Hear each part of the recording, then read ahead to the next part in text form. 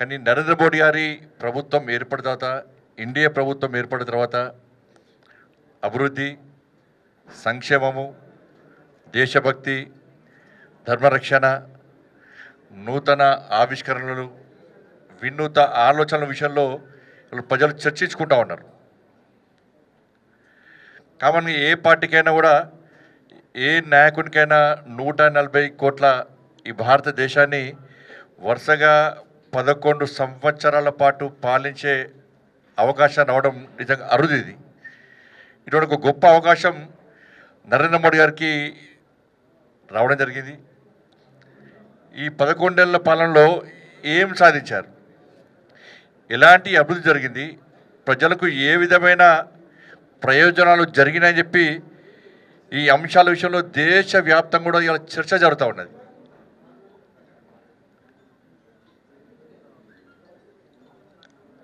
మనం ఏం చేశామో, ఇలాంటి అభివృద్ధి చేసినాం, ప్రజలకు ఏ విధంగా ప్రయోజనం చేకూర్చడం చెప్పి బేరీజు వేసుకోవడం, గతంలో పాలకులు ఏ విధంగా చేసారని చెప్పి ఆ పాలకులను చూసుకుంటూ, గత ప్రభుత్వాన్ని చూసుకుంటూ బేరీజు వేసుకోవడం కామన్. దాంతోపాటు దేశం ఏ విధంగా అభివృద్ధి చెందిందని చెప్పుకోవడానికి అభివృద్ధి చెందిన దేశాలుగా చెప్పుకునే బెటర్ దేశాలు, కంట్రీస్, వాటిని కూడా బేరీజు వేసుకోవడం కామన్గా సహజం. అది కాబట్టి మనం ఆలోచించాలి, గతంలో ప్రభుత్వం ఏ విధంగా ఉన్నది, గత ప్రభుత్వాలు ఏ విధంగా పాలించినాయి, నరేంద్ర మోడీ గారి ప్రభుత్వం ఏ విధంగా పాలిస్తున్నది, ఎలాంటి సంక్షేమ పథకాలు అమలవుతున్నాయో మనం బేరీజు వేసుకోవాల్సిన సమయం ఎలా ఆసనమైంది. ఈ చర్చ దేశవ్యాప్తంగా జరుగుతున్న సందర్భంలో అటువంటి వాస్తవాలు చెప్పడానికే ఈరోజు మీ ముందుకు రావడం. కావున పూర్వం కాలంలో శ్రీకృష్ణ దేవరాయల కాలం స్వర్ణయుగమని అన్నాడు, రాచరికంలో ఉండేవాళ్ళు. అప్పుడు ఎలక్షన్స్ లేవు. ఇప్పుడు అత్యంత గొప్ప ప్రజాస్వామ్య దేశమైనటువంటి భారతదేశంలో, ప్రపంచంలో గొప్ప ప్రజాస్వామ్య దేశం భారతదేశంలో మనం జీవిస్తున్నాం. మనం 5 సంవత్సరాలకు ఒకసారి ఓట్ల ద్వారా ప్రజలు తీర్పిస్తూ ఉన్నారు. ఇట్లా ఎన్నికలు తీర్పు ఇచ్చినప్పుడు కూడా 3 సార్లు నరేంద్ర మోడీ గారి ప్రభుత్వం, ఎన్డీఏ ప్రభుత్వం, భారతీయ జనతా పార్టీ ప్రభుత్వానికి ఇలా ప్రజలు పట్టం కట్టారంటే ఎంత నమ్మకం, విశ్వాసం మోడీ గారి మీద ఉంటుంది, అటువంటి ఫలితాలు వస్తాయో మనం ఆలోచించాల్సిన అవసరం ఉంది. కాబట్టి ఈ 11 సంవత్సరాలు మనం స్వర్ణయుగంగా చెప్పవచ్చు. దీనికి కొలమానం ఏంటంటే గతంలో జరిగిన అభివృద్ధి, సంక్షేమం. మీరు చూడండి, ఆర్థిక ప్రగతిలో 11వ స్థానంలో ఉన్నటువంటి భారతదేశం ఇవాళ 4వ స్థానానికి వచ్చి అమెరికా, చైనా, జర్మనీ లాంటి దేశాల సరసన చేరిందంటే ఒక లక్ష్యాన్ని ఎంచుకొని నరేంద్ర మోడీ ప్రభుత్వం ముందుకు పోతున్నది. ఆ లక్ష్యాన్ని చేరుకోవాలని చెప్పి ఒక దృఢ సంకల్పంతో మోడీ గారి ప్రభుత్వం ముందుకు పోతున్నది. వచ్చే 2 సంవత్సరాల్లో తప్పకుండా 3వ స్థానం తీసుకొస్తాం. మా లక్ష్యం 2047 వరకు ఈ తల్లి భారతమాతను విశ్వగురు స్థానంలో ప్రతిష్ఠించాలి, అగ్రరాజ్యాల కంటే ముందు రాజ్యంగా ఇవాళ భారతదేశాన్ని ముందు తీసుకోవాలని చెప్పి ఒక దృఢమైన ఆలోచనతో వాళ్ళ మోడీ గారి ప్రభుత్వం ముందుకు పోతా ఉన్నది. కాబట్టి ఈ విషయంలో, సంక్షేమం విషయంలో మనం చెప్పుకోవాలనుకుంటే దేశవ్యాప్తంగా, సార్ ఆంధ్రప్రదేశ్కి ఏం చేసినా నేను చివరికి చెప్పే ప్రయత్నం చేస్తా. పేదల సంక్షేమంలో ఇవాళ భారతదేశం ప్రపంచంలో నెంబర్ 1 టాప్గా ఉంది. ఇవాళ 81 కోట్ల మందికి పిఎం గరీబ్ కళ్యాణ్ అన్న యోజన కింద ఇవాళ కోవిడ్ సందర్భంలో అప్పటి నుంచి అయితే ఫ్రీ రేషన్ ఇస్తున్నామో ఇప్పుడు కూడా ఫ్రీ రేషన్ ఇస్తూనే పోతున్నాం. మనం ప్రధానమంత్రి ఆవాస్ యోజన కింద గతంలో 4 కోట్ల ఇళ్ల నిర్మించినాం. మరో 3 కోట్ల ఇళ్ల నిర్మించడానికి ఈరోజు కేంద్ర క్యాబినెట్ ఆమోదం చెప్పడం జరిగింది. 15 కోట్ల గ్రామీణ కుటుంబాలకు నల్ల కనెక్షన్స్, 12 కోట్ల మందికి స్వచ్ఛ భారత్ అభియాన్ పేరు మీద టాయిలెట్స్, ప్రధానమంత్రి సురక్ష బీమా యోజన కింద 51 కోట్ల మందికి బీమా సౌకర్యం, పిఎం జీవన్ జ్యోతి బీమా కింద 23 కోట్ల 64 లక్షల మందికి లబ్ధి చేకూర్చడం జరిగింది. 2014 నుంచి 14 నాటికి 14 కోట్ల, కేవలం 14 crores 14 కోట్ల బ్యాంక్ ఖాతాలు మాత్రమే ఉన్నటివి.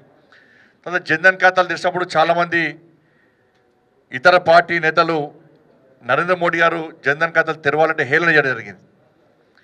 దాని తర్వాత దాని ప్రయోజనం ఏంది, దాని ద్వారా ఈ దేశంలో పేద ప్రజలు ఏ విధంగా లబ్ధి పొందిరో తర్వాత ఫలితాలు వచ్చినాక ఇవాళ ఆశ్చర్యంగా ఉన్నటువంటి విషయాన్ని మనం గుర్తుంచుకోవాలి. జన్ధన్ ఖాతాలతో కలిపి 54 కోట్లు ఇవాళ అకౌంట్స్ ఇలా ఓపెన్ చేయడం జరిగింది. ఇప్పటికీ ఈరోజు వరకు కూడా పేదల జన్ధన్ ఖాతాలో 43,80,000 కోట్ల రూపాయలు ఇవాళ సంక్షేమ పథకాల నగదు జమ అయి ఉన్నది. సొంతగా పేదలు దాచుకున్నటువంటి నగదు ఎంత అంటే 2,46,000 కోట్ల రూపాయలను వాళ్ళ సొంత నగదు వాళ్ళ బ్యాంక్ అకౌంట్లో జమ చేసుకున్నారంటే జన్ధన్ ఖాతాల వల్ల ప్రజలకు ఏ విధంగా లబ్ధి చేకూరుతున్నది, ఏ విధంగా దీన్ని ఉపయోగించుకుంటున్నారో మనం తెలుసుకోవాల్సిన అవసరం ఉంది. ఆయుష్మాన్ భారత్ గతంలో అనేక రాష్ట్ర ప్రభుత్వాలు వాళ్ళ సొంత స్కీమ్స్ పెట్టారు.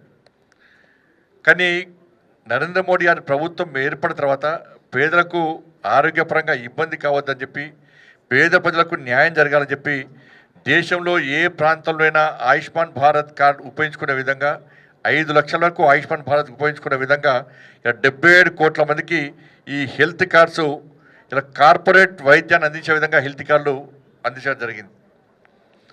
68 లక్షల మంది వీధి వ్యాపారులకు స్వనిధి కింద దాదాపు 10,000 రూపాయలను ఎలాంటి డాక్యుమెంట్స్ లేకుండా ఇవాళ ఫ్రీగా ఇవ్వడం జరిగింది. 52 కోట్ల 50 లక్షల మందికి ముద్రా యోజన ద్వారా అందరినీ యువతనంతా కూడా పారిశ్రామికవేత్తలుగా తయారు చేయాలనే ఉద్దేశంతో ఇవన్నీ ఇవ్వడం జరిగింది. స్టాండప్ ఇండియా కింద ఎస్సీ ఎస్టీలకు 14,700 కోట్ల రూపాయలను మంజూరు చేయడం జరిగింది. 15 లక్షల స్టార్టప్లతో ప్రపంచంలోని స్టార్టప్ల స్థాపనలో ఇవాళ ఇండియా నెంబర్ 1గా ఉన్న విషయాన్ని మనం గుర్తుంచుకోవాల్సిన అవసరం ఉంది. దాంతోపాటు ఆదాయం అభివృద్ధిలో కూడా ఇవాళ భారతదేశం దూసుకోబోతున్న విషయాన్ని మనం గుర్తుంచుకోవాలి. ఒకే దేశం ఒకే ట్యాక్స్ పేరుతో జిఎస్టీని అమలు చేయడం జరిగింది. గతంలో పన్నులు కట్టేవాళ్ళు కేవలం 6 కోట్ల మంది ఉంటే నేడు 17 కోట్ల మంది 15 కోట్ల మంది ఇవాళ ట్యాక్సులు కడుతున్న విషయాన్ని మనం గమనించాల్సిన అవసరం ఉంది. గతంలో ట్యాక్స్ ద్వారా కేవలం 7,99,000 కోట్ల ఆదాయం వస్తే గతంలో 15 కోట్ల మంది ట్యాక్స్ కట్టినప్పుడు 7,99,000 కోట్ల ఆదాయం వస్తే నేడు 20 లక్షల కోట్లకు పైగా ఇవాళ జిఎస్టీ ద్వారా ఆదాయం వస్తున్న విషయాన్ని మనం గమనించాల్సిన అవసరం ఉంది. ఇలా యూపీఏ పాలనలో రాష్ట్రాలకు 18 లక్షల కోట్ల రూపాయలు ఇస్తే ఇవాళ 10 ఏళ్లలో 70 లక్షల కోట్లు ఇలా రాష్ట్రాలకు వెచ్చించడం జరిగింది. 70 లక్షల కోట్లు. వేరే 18 లక్షలకు 70 లక్షలకు ఉన్న తేడాను ఒకసారి మనం గుర్తుంచుకోవాల్సిన అవసరం ఉంది. గతంలో పన్నుల వాటాలో 32% వాటా ఉంటే నరేంద్ర మోడీ గారు రాష్ట్ర ముఖ్యమంత్రిగా బాధ్యతలు చేపట్టింది కాబట్టి, రాష్ట్రాలు ఎదుర్కొంటున్న ఇబ్బందులు తెలుసు కాబట్టి రాష్ట్రాలు కూడా ప్రయోజనం చేకూర్చాలనే ఉద్దేశంతో 32% నుంచి నేడు 41%కి ఇలా పెంచడం జరిగింది రాష్ట్రాల వాటా. 2014లో వ్యవసాయ బడ్జెట్ 22,000 కోట్ల రూపాయలు ఉంటే నేడు 1,37,000 కోట్ల రూపాయలకు పెంచినటువంటి ఘనత యూపీఏ ప్రభుత్వాన్ని, ఎన్డీఏ ప్రభుత్వాన్ని, నరేంద్ర మోడీ గారి ప్రభుత్వం అనే విషయాన్ని మనం గుర్తుంచుకోవాలి. ఎంఎస్పీ మనకు తెలుసు. 2014లో యూపీఏ హయాంలో 1,310 రూపాయలు ఉంటే ఇవాళ 2,369 రూపాయలు. రైతు ఆదాయాన్ని రెట్టింపు చేస్తా అని చెప్పి 2014 నరేంద్ర మోడీ ప్రభుత్వం అయితే వాగ్దానం చేసిందో దానికి అనుగుణంగా ఎంఎస్పీ పెంచుకుంటూ వచ్చి దాదాపు 90% ఇప్పుడు రైతు ఆదాయాన్ని రెట్టింపు చేసే ప్రయత్నం చేస్తాం. వచ్చే సంవత్సరం వరకు రైతు ఆదాయాన్ని రెట్టింపు చేయడానికి ఒక లక్ష్యంగా ఇవాళ మోడీ గారి ప్రభుత్వం ముందుకు సాగుతున్న విషయాన్ని మనం గుర్తుంచుకోవాలి. 11 కోట్ల మందికి 3,70,000 కోట్ల రూపాయల కిసాన్ సమ్మాన్ నిధిని ఇవాళ మనం ప్రతిసారి మనం వేయడం జరుగుతున్నది. ఇలా ఎరువుల ఉత్పత్తిలో స్వయం సమృద్ధి సాధించడం సబ్సిడీ పేరు మీద, ఈ సబ్సిడీ పేరు మీద ఎకరాకు అన్ని సబ్సిడీలు కలిపి ఎకరాకు దాదాపు 18,000 కోట్ల రూపాయల సబ్సిడీని ఇవాళ మనం ఇవ్వడం జరుగుతూ ఉన్నది. 18,000 రూపాయలను ఎకరానికి ఇవ్వడం జరుగుతుంది. 18,000 రూపాయలను ప్రతి ఎకరాకు రైతుకు సబ్సిడీ రూపేణ లబ్ధి చేకూర్చే విధంగా ఇవాళ నరేంద్ర మోడీ గారి ప్రభుత్వం ఇవాళ గ్రామాల్లో ఎరువుల బస్తాలు చూస్తే వాళ్ళకి రైతులకు గుర్తొస్తున్నది. యూరియా బస్తాలు చూస్తే మాకు లబ్ధి చేకూర్చేది మోడీ గారి ప్రభుత్వం. ఎరువుల సబ్సిడీ దాని మీద అసలు రేట్ ఎంత, రైతులు కట్టే రేట్ ఎంత, సబ్సిడీ మోడీ గారి ప్రభుత్వం ఏ విధంగా సబ్సిడీ పెట్టి ఖర్చు పెడుతున్నది. అంతర్జాతీయ మార్కెట్లో రేట్లు పెరిగినప్పుడు కూడా రైతులకు ఇబ్బంది కాకుండా ఆ భారాన్ని మోడీ గారి ప్రభుత్వం భరిస్తూ ఎకరానికి 18,000 రూపాయలను ఇవాళ మోడీ గారి ప్రభుత్వం వెచ్చిస్తున్న విషయాన్ని మనం గుర్తుంచుకోవాలి. మౌలిక వసతులు ఊహించని అభివృద్ధి మనం చేసినట్టు ఘనత మోడీ గారి ప్రభుత్వం. ఈ రోడ్ల బడ్జెట్ 500% ఇవాళ రోడ్ల బడ్జెట్ పెంచడం జరిగింది. 500%. 2014 నాటికి 91,000 కిలోమీటర్ల జాతీయ 91,000 కిలోమీటర్ల జాతీయ రహదారులను నేడు 1,46,000 కిలోమీటర్లకు విస్తరించిన ఘనత నరేంద్ర మోడీ గారి ప్రభుత్వాన్ని. ఇలా ప్రధానమంత్రి Sadak Yojana, central roads and infrastructure fund కానీ ఈ నిధులతోనే గ్రామాల్లో 7,77,000 కిలోమీటర్ల రోడ్లను నిర్మించిన ఘనత నరేంద్ర మోడీ గారి ప్రభుత్వాన్ని. 2014 రైల్వే బడ్జెట్ 29,056 కోట్లు మాత్రమే ఉంటే 2024లో 2,42,000 కోట్లు ఇలా కేంద్ర ప్రభుత్వం ఇలా కేటాయించడం జరిగింది. 136 వందే భారత్ రైళ్లను ప్రవేశపెట్టడం జరిగింది. అమృత్ స్కీమ్స్తో 1,300 రైల్వే స్టేషన్లను దీన్ని ప్రారంభించడం జరిగింది. మొన్ననే మోడీ గారి స్వహస్తాలతోని మన దేశంలో అనేక ప్రాంతాల్లో ఈ అమృత్ ద్వారా రైల్వే స్టేషన్ను ఆధునీకరించి వాటిని మొదటి విడత ప్రారంభించడం చేయడం జరిగింది. రెండో విడత, మూడో విడత కూడా అతి త్వరలో ఈ అమృత్ స్కీమ్ కింద 1,300 రైల్వే స్టేషన్ను అభివృద్ధి చేసుకొని ప్రారంభోత్సవాలు కూడా చేయడానికి సిద్ధంగా ఉండడం జరిగింది.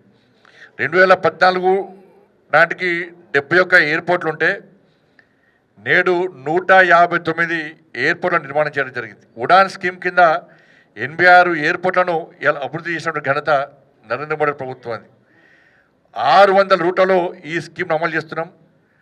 ఇవాళ సామాన్య ప్రజలు కూడా గతంలో ఫ్లైట్ ఎక్కడమే చాలా కష్టం, ఈ ఫ్లైట్ ఎక్కడమంటే చాలా డబ్బున్న వాళ్ళు ఫ్లైట్ ఎక్కాలని చెప్పి ఒక ఆలోచనతోని సామాన్య ప్రజలు కూడా విమాన ప్రయాణము ఈజీగా ఉండడాలని చెప్పి ఆలోచనతోని ఇవాళ వారికి అనుగుణంగా ఇలా ఏర్పాట్లు చేస్తున్న విషయం మనం గుర్తుంచుకోవాల్సిన అవసరం. ఈజ్ ఆఫ్ డూయింగ్ బిజినెస్లో 142 స్థానంలో ఉన్నటువంటి మనము ఈరోజు 67వ స్థానానికి చేరుకున్న విషయాన్ని మనం గుర్తుంచుకోవాల్సిన అవసరం ఉంది. దాంతోపాటు 15 లక్షల స్టార్టప్ కంపెనీల స్థాపనతో ఇవాళ ప్రపంచంలో నెంబర్ 1గా ఇవాళ భారతదేశం. డిజిటల్ ట్రాన్సాక్షన్స్ ఇంతకుముందు చెప్పాను నేను. డిజిటల్ ట్రాన్సాక్షన్స్ ఇవాళ మామూలుగా చిన్న వ్యాపారస్తులు కూడా చిన్న వ్యాపారస్తులు యూపీఐ పేమెంట్స్ చేసే స్థాయికి తీసుకొచ్చిన ఘనత మోడీ గారు. ఇంతకుముందు చెప్పిన గతంలో హేళన చేశారు. ఇవన్నీ కేవలం మభ్యపెట్టడానికి, ప్రజలు మభ్యపెట్టడానికి, ప్రజల దృష్టి మళ్లించడానికే ఇవన్నీ చేస్తారని చెప్పిన తర్వాత ఇవాళ 100 కోట్ల మంది చేతుల్లో ఇవాళ మొబైల్స్ ఉన్నాయి. మొబైల్స్ 70 కోట్ల ఇండ్లలో ఇవాళ ఇంటర్నెట్ వాడుతున్న విషయాన్ని మొన్న జరిపిన సర్వే ద్వారా ఇవాళ బయటపడ్డ విషయాన్ని మనం గుర్తుంచుకోవాలి. ఇవాళ చంద్రయాన్తో చంద్రుని దక్షిణ ధ్రువంపై కాలు ఊపినటువంటి ఘనత మనది. ఒకటేసారి 104 శాటిలైట్లను ఉపయోగించి రికార్డు సృష్టించిన ఘనత భారతదేశాన్ని. ఆ రోజు కరెంటు విషయంలో కూడా గతంలో మనకు తెలుసు.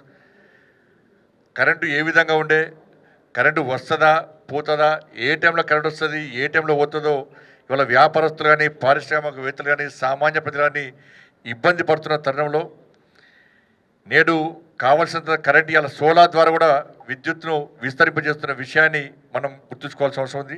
పండిత్ దీన్ దయాళ్ గ్రామజ్యోతి స్కీమ్ ద్వారా 2,86,00,000 ఇండ్లకు విద్యుత్ కనెక్షన్లు ఇచ్చిన ఘనత నరేంద్ర మోడీ ప్రభుత్వం. కేవలము నగర ప్రాంతాల, గ్రామీణ ప్రాంతాలు కాకుండా ఆదివాసీలు ఉన్నటువంటి ప్రాంతాలు కూడా, ఆ బస్తీల్లో కూడా ఇవాళ కరెంటును విస్తరించడం అంటే ఏ స్థాయిలో ఉందో ఒకసారి మనం గుర్తుంచుకోవాల్సిన అవసరం ఉంది.